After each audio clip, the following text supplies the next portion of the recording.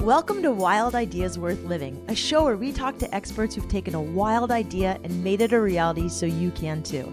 From people who have sailed around the world to those who've started thriving businesses and even broken records, some of the wildest ideas can lead to the most rewarding adventures. I'm your host, Shelby Stanger, and I hope you enjoy this show. This is episode 26 with Roamerica Rentals founders Gretchen Bayless and Taylor Hood. This episode was brought to you by Toad & Co., this awesome outdoor company out of Central California, which, by the way, was named one of the best places to work by Outside Magazine, makes 90% of their clothing using eco-friendly materials, whether it's organic, plant-based, or recycled fabrics. Their products are also designed to go from the trail to the tavern, which is a huge bonus because who likes changing in multiple outfits when you're having a good time? One of my favorite programs they have is called Design for Good, where they take a portion of every single item they sell and put it towards exposing people with disabilities to life-changing trips in the outdoors. Their mission also aligns perfectly with having a wild idea worth living. Toad & Co. is all about inspiring people to live life to their fullest. They're rabid supporters of following your passions and refusing to settle. They also promote real people doing good work. Check out all the amazing products, missions, and ambassadors of all abilities they support at toadandco.com. Van life. Van life is all the rage right now. Gretchen Bayless and Taylor Hood, an adventurous young couple out of Oregon, founded Roamerica Rentals to let other people explore North America from a camper van. And not just any camper van, but one that's been fully kitted out down to the Rumpl blankets and the local organic coffee so you can tour North America in style. I love this story of this couple because in wanting to share their favorite passion of exploring the world from a camper van, Gretchen and Taylor have created a thriving company, and they did it all while holding down full-time jobs. This is just their side hustle, and it's quickly becoming a booming business. It's also a good testament to the fact that you don't have to quit your job to start a business right now. I also love this podcast because we did it from Bravo, and Bravo is one of their newest vans. We did it at Hood River in Oregon. Gretchen and Taylor share the ups and downs of entrepreneurship, the keys to living van life with any budget. You can actually probably do it right now with your car, the gear you should get if you're going to do it. And we also get pretty real when it comes to health and living out your passions. At the time of this interview, Gretchen is 6 months pregnant, and she shares what it takes to live out your passions while struggling with a health issue. On this podcast, we go a little here and a little there, but just like any good van adventure, the best trips and rides don't always go in a straight line. I hope you enjoy this show. All right, so today we have on Gretchen Bayless and Taylor Hood, founders of Roamerica, coolest camper van rental company ever. Welcome to the show, guys. Thanks for having us. Yeah, thank you. Well, actually, thanks for Glad having to have me. you guys. Yeah, right now we are in a camper van. It's Bravo, right? This is Bravo. Yep. This is Bravo. Can you tell us what Bravo is like and what kind of van this is? Sure. So it's a Ford Econoline. There's a full kitchen in here, refrigerator, 2-burner stove, running water. We're in lounge mode right now. Shelby and Johnny have the swivel seats in the front, facing towards us. And so where are we at right now? Columbia River Gorge. We're kind of off the beaten path in Hood River, Oregon. So we're in Hood River. Tell me a little bit about this aha moment to start a camper van rental company, because really it's just so awesome. Well, we were sitting on our couch. We lived in the Gorge for a long time, and we're sitting on our couch in Portland after doing the city life and spending every weekend possible in our van trying to get away and enjoy life. And we just pretty much realized that there's such a huge demand for people wanting to take our van that we've been in that we should maybe start a company. And so Gretchen looked at me and I was like, we're doing that. So it literally just happened one night. Yeah, it was literally within 2 seconds. And we were just trying to figure out what we wanted to do. And we're both working, just full-time jobs, normal stuff in the city. And we're just like, we don't want to do this forever. And I highly doubt anybody really does.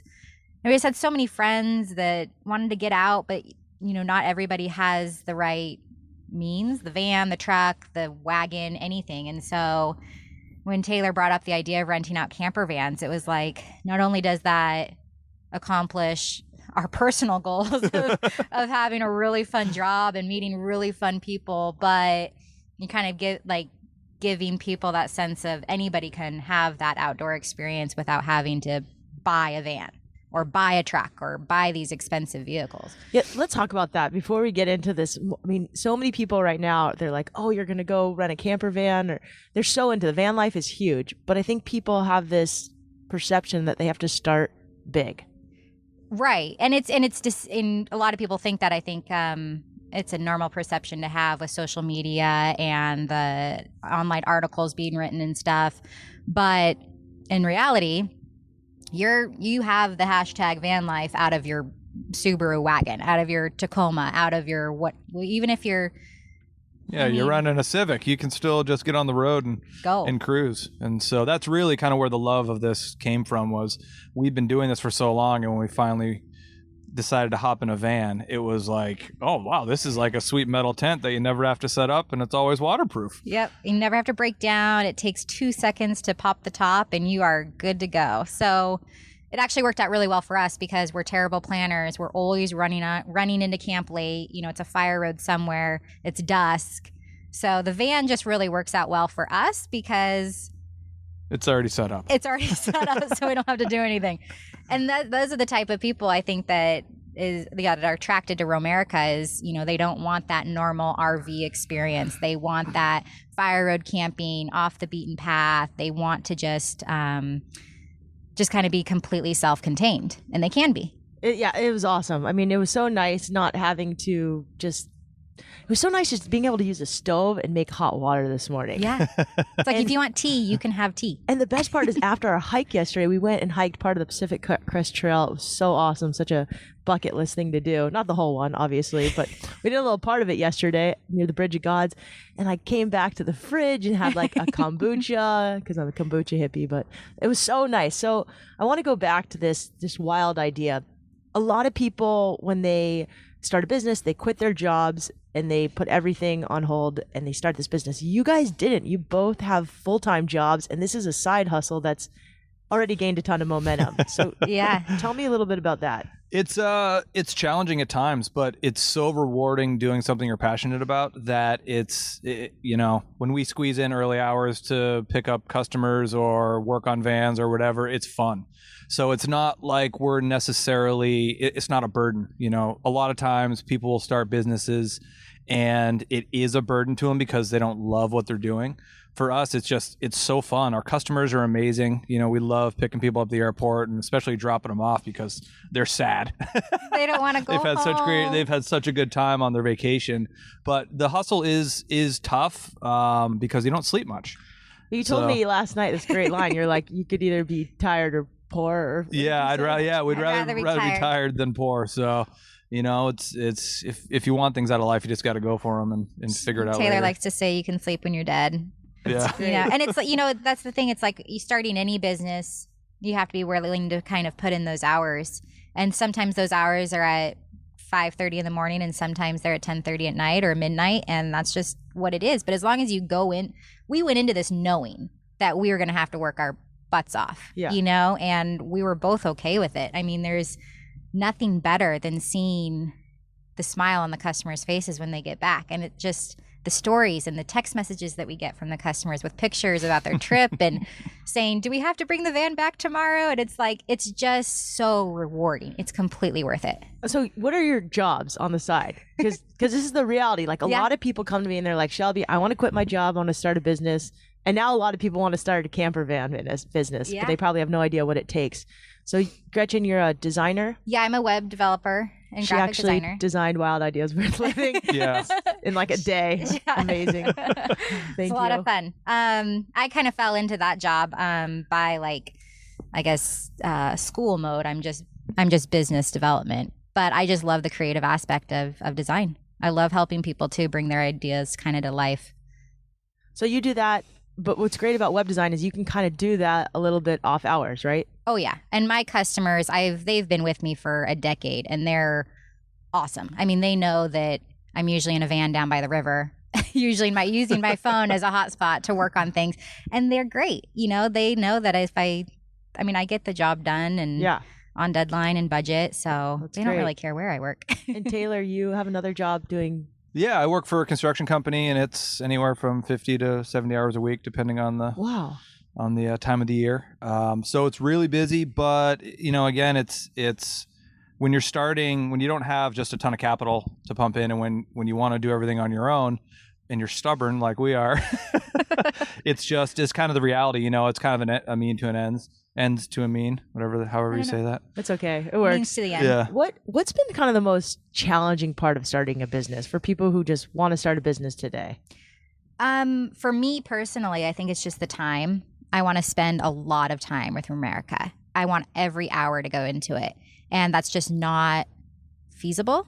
We still have, dogs to take care of and a house to take care of. And we still have bills to pay too. And a bun in the oven. And we have a bun in the oven. Yep. Yeah. So we have a baby coming in a couple months. So there's other things in our life that are going on that take time away from a company, which is true for anyone.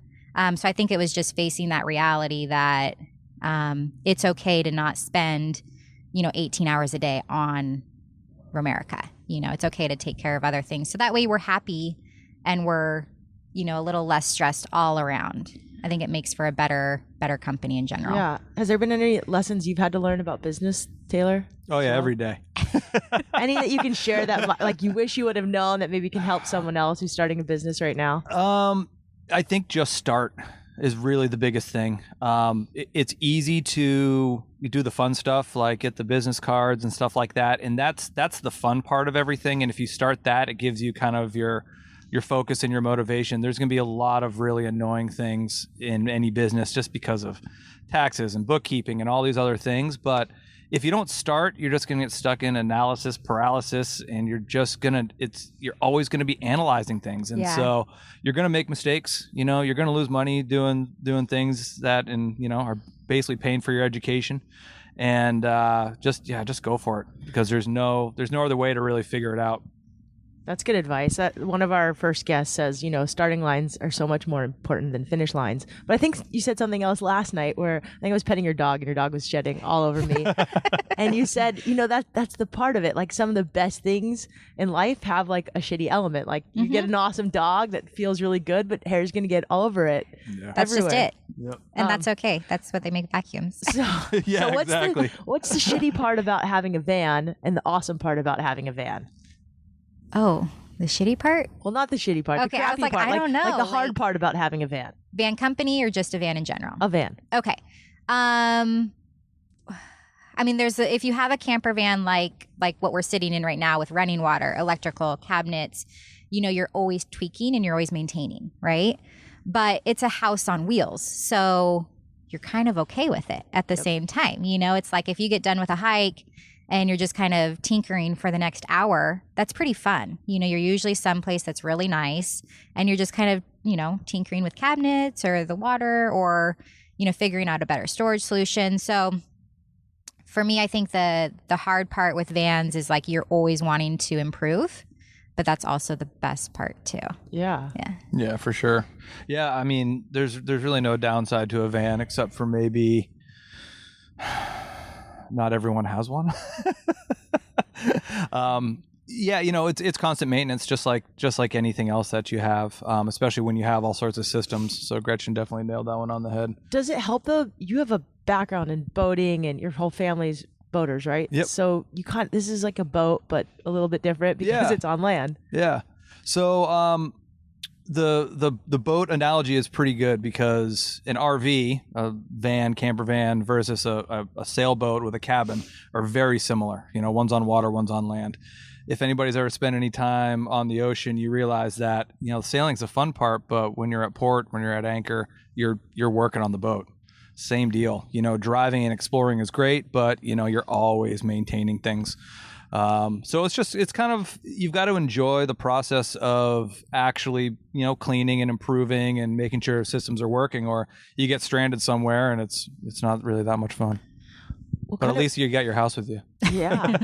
What kind of person can handle van life and what kind of person maybe can't? Should not. Yeah. I don't, it's so funny. Like, I feel like we've gotten such an eclectic mix of customers that, we've had people in their 20s. We've had people in their late 60s. Families, solo. Yeah. Yeah. Engagements, I've heard. A lot of engagements. Lots of engagements that are so exciting. We actually got a couple from Redlands, California. They texted us a picture of the actual proposal too when it happened, which was so fun. Wow. Yeah. So everybody can do van life. And that's the thing. I feel like even if you've never camped before, and we've had a lot of people that have actually never camped. We had a couple from Florida last year. The boyfriend had never camped before. And the girlfriend wanted him to experience it, but in a very positive way. So she brought him to Oregon in the middle of summer and rented the van. And he loved it. And what a great way to introduce someone into camping. I mean, worst case scenario, you're contained, you have water, you have food, you have warm Rumpl blankets, and you're not dealing with a tent, setting up and breaking down camp. So he was like, all right, we're camping from now on. She's like, well, we might need to buy a van first, but okay. She sold him. It was great. She was trying to sell him for years, and she finally did it. So that's great. Yeah. You guys have been a masters of finding the right gear for vans. And I think people listening really want to know, like, what do I need in my van now that's going to make my life much easier, or my Subaru Outback or my Prius or whatever it is? We start with kind of the three main elements. Yeah. Food, water, shelter. So obviously in your van, if you have a van, you have your shelter kind of taken care of. You just want to make sure it's waterproof and insulated from heat and cold. So whether it's Reflectix or shades like the vans that we have. And then as far as water, you can either have a sink like the Roamerica vans have, or our personal van. We just have a 5-gallon jug with a pump. A jug with a pump, you know, and it's $20. You can buy a pump off of Amazon or any sporting goods store for a couple dollars. And that works. Water. That's running water right there. And that works great for us. We don't have to worry about it freezing or, the electrical going out or anything. Maybe a rinse kit. That's a new brand by us. Oh, yeah. Yeah. Something like that. Yeah. Okay. And then as far as food goes, all the vans have a little refrigerator in them. But again, our personal van, we have a little portable refrigerator. Yeah, I don't know. It can be pretty simple, which is really nice. You just have to break it down into those simple kind of elements. What about the other gear? Like there's Yeti cups that have kept my water warm for like 2 days now. Yeah, there's a couple things that are crucial. A company called Nemo makes a helio pressure shower, which is literally like a stretchy bag with a kitchen faucet on it. It is an absolute game changer. It's incredible. So then you actually have running water. You can put it in the sun if you want it warm to rinse off after surfing or money mountain bike ride or whatever. The Rumpl blankets are great. They pack down super small and they're really warm. They stay really clean, which is nice as well. So those are like wearing a down jacket. Yeah. But as a blanket. Yep. Full body. Exactly. Okay. Yeah. Yep. They're incredible. And then we have the Helinox chairs. Very comfortable camp chair, but they pack down really small as well. And they're really light. You really have got to combine kind of your expedition camping with your comfort. And so you're in a car, so you've got to be aware of size. So if everything can break down super small, you have more room for gear or people or whatever else you need. And so everything that we use, we've used for a long time just on our own, and that's why we kind of choose those products, because we know that they're going to last, they're going to get beat on by renters. Yeah. And two, they're actually comfortable and they're functional. So Oregon is pretty new to me. It's beautiful. I think I was here once on the Warped Tour at 22. I don't want to blow it up, but it's a pretty awesome state. If I'm going to come to Oregon for like 3 days, actually, I just saw an article on you guys in the Adventure Journal, and the woman who wrote that did a great job. Can you tell us a little bit about what my itinerary should be like if I'm coming to Oregon for like 3 days? I would say double your trip. Okay. So come for or maybe 6 days. triple it. Yeah. There's a lot to see. Yeah, so the Adventure Journal, Abby did a great job. When I read the article, she did kind of a northern loop. So she took people, started in Portland, and she took them to the coast, like Manzanita, Cannon Beach area, and then headed north into like Tofino, Whistler area. And that was just an amazing article. Like she nailed it on the head. Most of our customers do a loop that starts in Portland, heads to the coast as well, and then they head south into Florence, which is a beautiful beach town, and then they see Crater Lake, which is east of that, which is just, I mean, if you Google Crater Lake, these images are just spectacular, and it looks like that year round. And if you hit it in the off season, you're not going to get the crowds either, so it's just beautiful. And then a lot of people head to Bend, and Bend you can kind of get that brewery, city, shopping, good food. Great mountain biking, good hiking. Tons of adventure. River surfing. Yeah, river surfing now. Yep. And then they loop back around over Mount Hood. We just had one customer summit Mount Hood, which was awesome. He just did kind of a... Climb Mount Hood. Climb Mount Hood. Mm-hmm. Wow. Yeah, that was kind of on his list. He had never been to Oregon before, but he wanted to do it. So he did Maybe it. we should do that today. It's good weather. It's not going to happen. That's amazing. Yeah, Oregon's pretty incredible. Do you guys have any memorable van moments that you want to share? Just one. So many. Maybe. We sent, we're on a trip down to Southern Oregon, a similar trip to what our customers do. We had mountain bikes and dirt bikes and everything loaded up on our own personal van, and we were going about 50 miles an hour on a back road, and there was a huge dip that we didn't see, and we sent the motorcycle through the back window of the van. Oh. It was awesome. So then it was like we're like giggling the whole way to town, like, oh my gosh, I can't believe we just did that. Because you can't help but laugh. Like, you just totally screwed up. Like, how awesome is that? You know, like, it's so funny. Like the handle of the motorcycle just went right through the back window. And so we pulled up on this grocery store and we're like, hey, can we borrow like a cardboard broom and tape. some cardboard, duct tape? And that's not something that you really pack with you camping.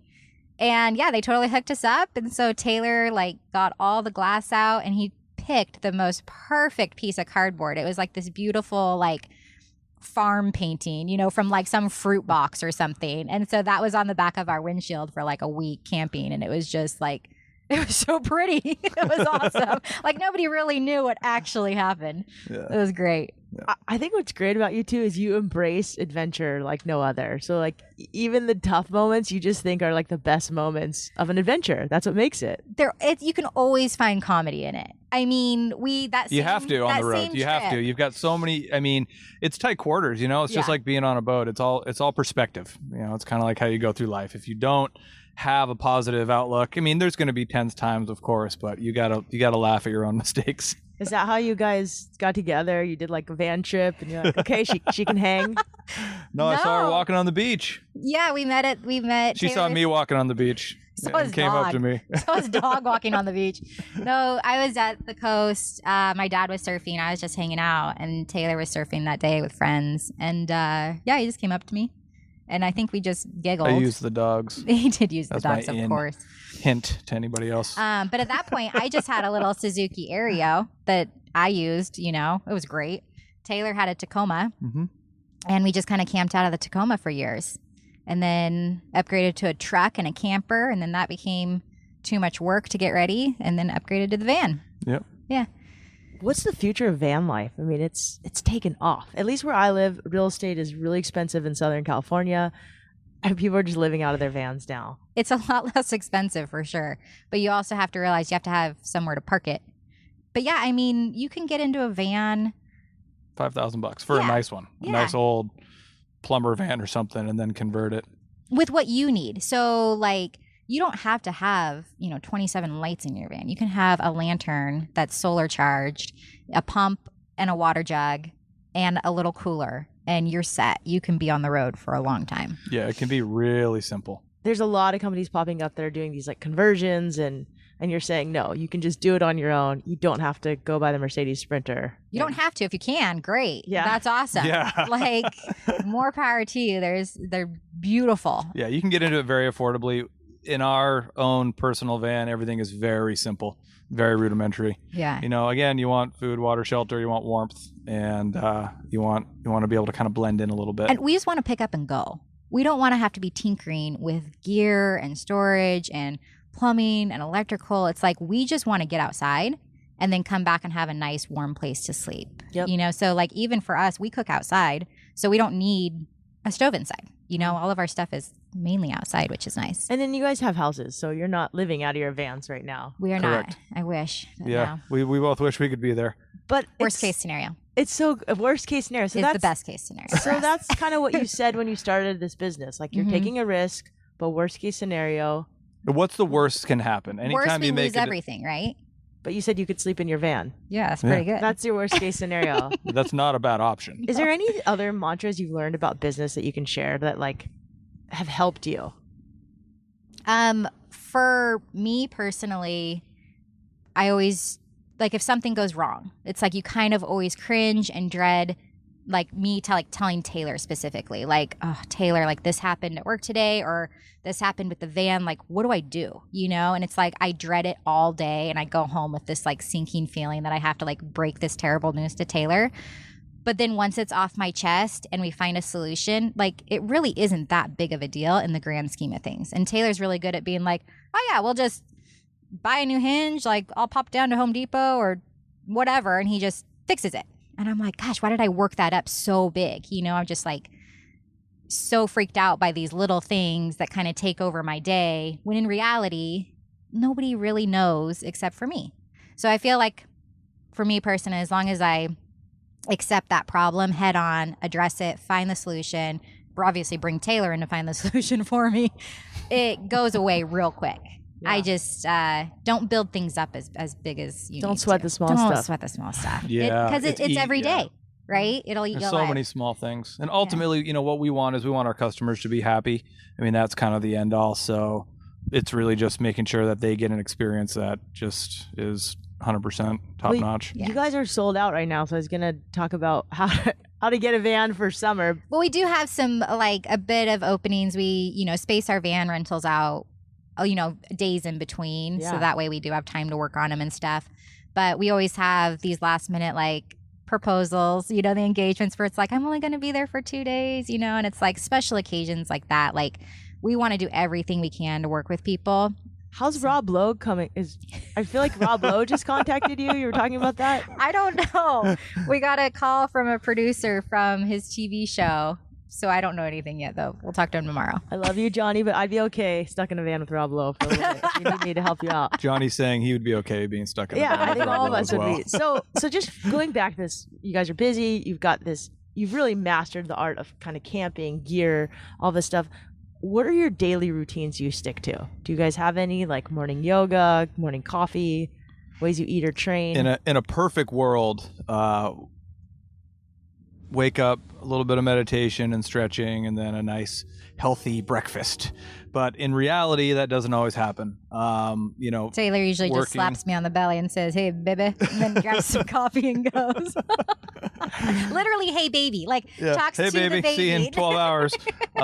So, you know, life is very, very busy, especially when you're juggling all sorts of things like we are.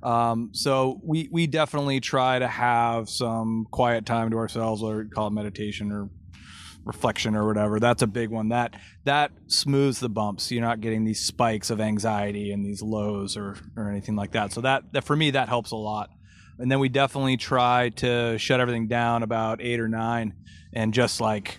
We always have dinner together every night. Yep. Every night. Usually late because we're just working so much. Yeah, we always eat late. We always have. But in Portland, where we live, I'll get home from work. Taylor get home around like 8:30 or so. We'll be finishing up work, and we always cook. And then we sit down and have dinner together, and then it's kind of mellow for an hour or two. And that's every night. Every night we have dinner together, which is really that's important awesome. To me. Yeah. And download the day and go through what happened and what we need to fix and change and tweak. Who's kind of shaped you the most in life, either mentors or books, and anything you recommend? Having a dad like my dad. He's honestly like the coolest cat, man. He had a Ford Econoline brown with brown shag carpet that went up the walls and into the ceiling with a surf rack on top, living in California. Like he's 60s? Like, oh yeah, the vans for sure. Like love them. I had he told us the story, and we were like, wait, what did you have? I met your mom when I owned that thing, and you're like, what? That's so gross. That's awesome. Yeah, but he takes everything in stride. He is never stressed out. I mean, him and my mom have 5 kids, and the fact that he is just like, yeah, whatever, man, cool, sounds good. Like, so supportive, loves Taylor to death. Like, cool. Mr. Fix-It. Yeah, we've been really lucky with our families. They've been incredibly supportive. Great ideas. They're brutally honest, which is nice. So when you have a stupid idea, they'll tell you. Yeah. And whether you listen to them or not is your own volition. But been very, very lucky with our families and guidance. Yeah. Do you guys have any? I mean, I know you didn't study business at school, which is so great to me because so many people think they need to go write a business plan, go to business school. Did you read any books about starting a business, or did you just do it? Well, we're always kind of reading, you know, we're always, I mean, there's so much knowledge out there. It's hard not to listen to podcasts and, you know, try to find better ways to tweak your life so it's more efficient and profitable and you have more time, which is a tough combination. Yeah. Taylor's the reader, researcher, finding out legalities of things, and then he kind of gives me the download, which is really nice. And then I can kind of implement these little tasks here and there. He gives you the cliff notes. Yep. Love it. Yep. Mm-hmm. Portland. I just want to talk a little bit about it. We went through one day, and Johnny and I, our only experience with Portland had been Portlandia. We were so excited right? to see some of the similarities. Yeah. It was awesome. Yep. There's a lot of truth behind it in areas. Maybe like 3 things you must see if you go to Portland. Coffee shop. There's a ton of coffee shops. Yeah, well, I would say Forest Park, which I don't know if you guys saw Forest Park. It's beautiful. Walking, hiking. They even have some bike trails now, mountain bike trails. And it's this massive, beautiful forest right in the middle of the city. And it's just a different world. Yeah. I love the Japanese gardens. They're mind-blowing. They're absolutely gorgeous. So and that's right another downtown. Yep. Yeah. So you kind of like, these things are right in the middle of the city, and there's not big signage for them. There's no big advertisements for them, but you do your research, or you know, someone tells you about it, you luck out for sure. I loved the axe shop that had like axes and knives displayed like Christian Louboutin shoes. Seriously. And it was beautiful. I was like, wow, you never see this in La Jolla or San Diego. Those will never get used. That's kind of your classic Portland is it is so focused on the craft movement, not just from coffee and beer and food, but axes, knives, boots, you know, all boots, like all everything. These little things. It's amazing. And I guess Portland's really strong with entrepreneurship in general. And you see all these little itty bitty brands popping up and gaining momentum on a much larger scale. So it's fun. Really pretty cool. Yeah. There's a lot of brands. Of passion. From A lot of passion. Nike on. Yeah. It's crazy. So we ask all of our guests this. If you could go back and tell your 15-year-old self one piece of advice, what would you tell him and her? Live outside the country for an extended amount of time. Travel more. Growing up, we traveled pretty well throughout New England and then when I was in college throughout the rest of North America, which was amazing. But immersing yourself in a foreign culture is, I think, one of the most valuable things you can do. Awesome. So we spend a lot of time now in Mexico, which is incredible. And it's good to have a different perspective. The United States is incredible, but you really need to see how the rest of the world is living to really get a good worldview. I would say don't stress out so much. I was very focused on like straight A's, you know, doing well in athletics. I don't know why. It's not like we had tons of pressure to like perform by any means, but it's just self-pressure, you know? And I should have just listened to my dad where it's like, don't worry so much. You're good. Don't worry about it. It's interesting though. Like I think the last 4 podcast guests I've had have said that. Like, don't put so much pressure on yourself in high school or 15. I just feel like you think the world just revolves around you, and you want to just be, you know, live up to everybody's expectations. When in reality, nobody has that high of expectations for you in high school. Like, if you survive high school, you're done. You did a really good job. Like, okay, so if your 15-year-old is listening to this, that is good advice for them. Gretchen, I want to talk about one thing with you really quickly. Yeah. When we talked, you said, you know, part of this whole Roamerica and starting this business, you had Lyme disease. Yeah. Can you talk a little bit about that and maybe Sure. just tell people what Lyme disease is? Yeah. So, I didn't know that I had Lyme disease until 2 years ago. And I've been sick since I was 10 years old. So at 10 years old, I was diagnosed with juvenile rheumatoid arthritis, or I should say misdiagnosed, on pharmaceuticals until I was 21. And I just stopped everything cold turkey, which you're not supposed to do. So I wouldn't recommend it. But I couldn't live anymore. I was just not functioning. I couldn't do day-to-day tasks. I couldn't hold a job. I couldn't go to school. Couldn't because I was physically unable to get out of bed. I couldn't walk. It was just, you know, you're just living this miserable life, taking all these medicines that are supposed to make you better, and they're just making you, they made me completely go broke and unable to function. So at 21, I just said, I'm done. I can't do this anymore. I started paying more attention to my diet. My parents helped me find like an allergist. Still didn't know what was wrong.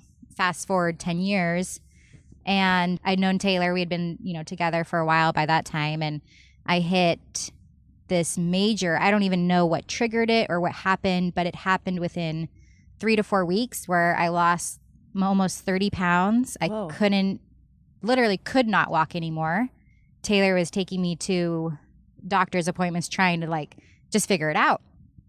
And we had one doctor, Dr. Lindsay Baum here in Portland, that she worked her tail off trying to figure it out. She could see that something was not right. Like something was eating me alive, basically. And it had just taken over my whole entire body. So she finally did a panel for Lyme disease, and she sent me off to a Lyme specialist, got me started on supplements right away.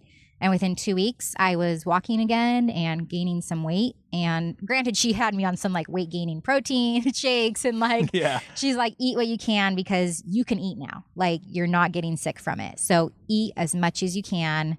And here's what you can eat, healthy stuff, healthy fats and stuff. And she got me upright and moving. And Taylor just kind of kept popping me around to different doctors, picking up different meds. And I'd say that was in September. By November, I was cleared to get a total shoulder replacement surgery, which was awesome. That was a dream come true for me.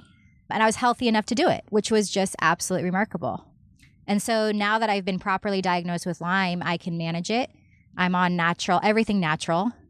And what's interesting now too is being pregnant, every single symptom has completely gone away. So I'm in complete remission for my pregnancy, which I've never experienced before in my whole entire life. So it's pretty remarkable. Wow. I look at you and you look like the most healthy person I've figured. You did yoga and you're super fit. That's so interesting. Do you have advice to anybody who has Lyme disease? Because it's pretty prevalent. Yeah, it makes me tear up because it's so hard. Yeah, it's a brutal disease. It is a brutal disease. I think what's really important is that you need the support system, and you need to be able to have people that will help you through the tough times and be able to get you, just to keep your spirits high, because if you don't have that, and if you really, what happens is the mental state, you just get so beat down. There's so many doctors that are telling you this and telling you that, and you need that support system to be like, nope, we're going to keep going. There is an answer to this. Yeah. We can find the right formula. We're just going to keep going. And that was one thing that was really frustrating in Gretchen's case, was because we had seen so many doctors, and no one, until we went to see Dr. Baum, had even the inkling of testing for Lyme. And so after Lindsay got Gretchen up and running, we started to have real conversations about her medical past and what was affecting her. And that quickly translated into, I think I'm going to do a Lyme panel, is what she said. And we're like, oh yeah, that could be it. Wow, and what we realized through this whole experience is that if you have not been diagnosed with Lyme, try to find a Lyme literate doctor, or find someone who can keep an open mind and not be stuck in groupthink. Because every other doctor we'd seen was like, it's this. You should be taking a biologic. It's arthritis. You've got classic symptoms. And you just get misdiagnosed over and over and over because of just the state of our medical system. So keep going. Don't stop. You will get better. You just really have to have that perspective. Yeah, thanks for sharing this. And I know this was really personal, so I apologize. I didn't mean to get you guys off guard, but I think it's so important to so many people, because so many people have something right now going on, and they want more adventure in their lives, and they're being hampered by some sort of medical condition that they can't figure out. Yeah. And I love that you just took your health into your own hands, and you weren't willing to accept every single doctor's diagnosis. Right, because it's just like anything, any profession, it's they're still learning as well. So it's okay to question authority. It's okay to do that. It's you're almost hiring them to find an answer. So it's okay to say, well, why do you think that's what it is? Why are you going to put me on this drug when it doesn't make me feel better? Why does it cost so much money and it doesn't make me feel better? So, and that's everything in life. If you ultimately, what it came down to is deep down inside, I knew it wasn't right. I knew something bigger was happening, so I kept asking why. I kept asking those questions, and I got kicked out of a lot of doctors' offices. Doctors didn't want to see me anymore. I got in my medical records, it literally says patient does not want to be treated. And it's well, no, I just wanted the right answers, you know, or Yeah. an answer in general, not just like what you're supposed to say to me. And I just think that across the board with anything in life, whether it's medical or not, if you have a gut feeling about something that's not right, speak up. Like, what's the worst that can happen? It's totally fine. That's really good advice. So we're going to totally shift gears now. You lived in Jackson? Is that where you lived? Yep, Jackson, Wyoming. If you Yep. weren't living in Oregon, where would you live? South America, South Chile, America. Argentina, maybe New Zealand, I would think. I mean, it's got to be a good combination of mountains and ocean. That's hard to find. Alaska, BC, maybe. Gretchen, are you the same? I don't know. I haven't been. I have so much to see. Like, there are so many places on my list that I want to visit.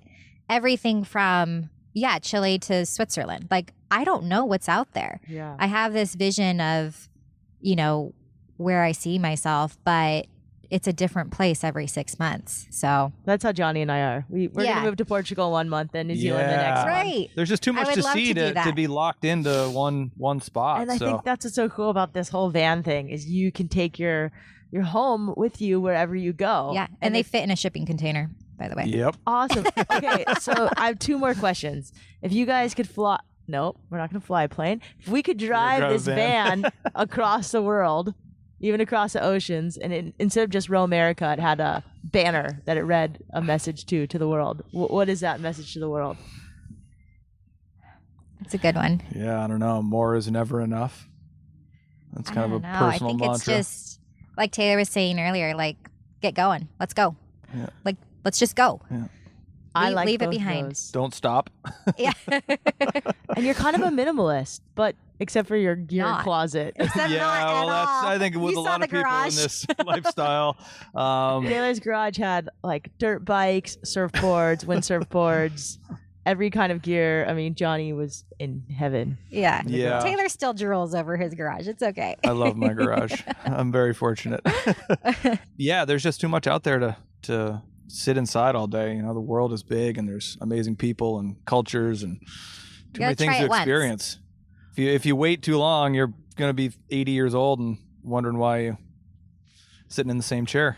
Well, you guys, thank you so much. It has been so much fun to hang out with you. This van it's been so fun. We used to Good. kind of make fun of people in vans and be like, oh, there's another creeper van. Yep. But the van life thing is pretty cool. I kind of get it. I mean, we're lucky we're going to fly home to beds, but this bed, I slept like a baby last night. Could have been the whiskey you gave me. Where can people find out more? I know you have an Instagram. Yeah. We have Instagram, we have Facebook, Twitter. Everything's RoamericaRentals.com. So every handle is Roamerica Rentals as well. Yeah, check us out online or just Google. And these guys are blowing up. Like literally they're getting so much press. It's so awesome to see. So thank you guys so much. It's been amazing having you. Yeah. If you want to check out Roamerica, I'll have all the information in the show notes with some behind the scenes video that Johnny's shooting in the background and some pictures of where we saw cool things we saw in Oregon. Thanks again. Thank you for listening to this show. I hope you enjoyed it. You can check out Roamerica Rentals on their Instagram, their website, and all links on where to find them in the show notes on wildideasworthliving.com. Thanks to Taylor and Gretchen for sharing your very honest story with us and for being such great hosts to Johnny and I. We've got some great pics on Instagram at Wild Ideas Worth Living and on Facebook. If you love this show, tell your friends. If you really loved it, you can also donate on wildideasworthliving.com, or you can just leave a review on iTunes. And if you're in Hood River or near there in Oregon on June 9th to the 11th, I'm the MC, host, and moderator for something called the Outfound Series. It's a unique gathering of outdoor innovators, entrepreneurs, creative athletes, and artists. You can check it out June 9th through the 11th on outfoundseries.com. There's some great speakers, including Rebecca Roosh and Mark Healy, the big wave surfer. Thank you so much for listening. Thanks for your awesome emails and your awesome reviews. Wherever you are in the world, don't forget, the best adventures happen when you follow your wildest ideas. Have a great week. Hopefully we'll see you in Hood River, and we'll see you next week.